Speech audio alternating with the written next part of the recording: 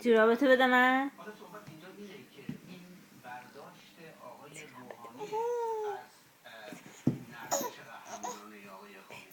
بیا بیا بیا برو بگی.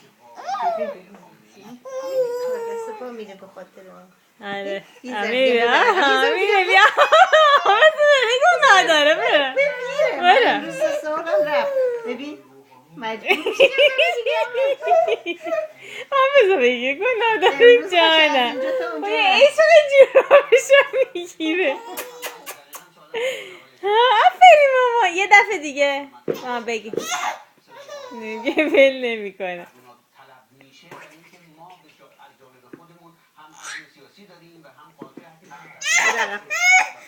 بیا بیا بیا ببین داری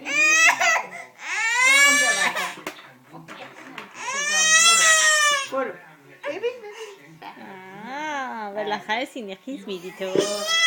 خیلی خوب.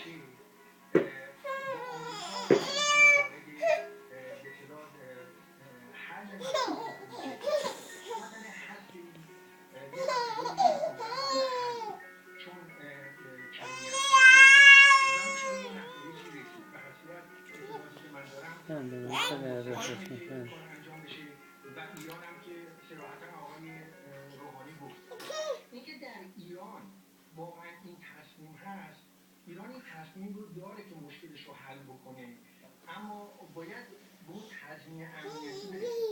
اگر بخواد معامله‌ای بکنه و اون تضمین امنیتی نرسه، نه چنین کاری رو حالا آقای اوباما گفتن که ما عین صحبتش ما به دنبال تغییر حکومت در ایران نیستیم و حق مردم ایران برای دستگاه انرژی اتمی صلح‌آمیز را به رسمیت نه هیچی می‌شناسیم. بنزه جوراب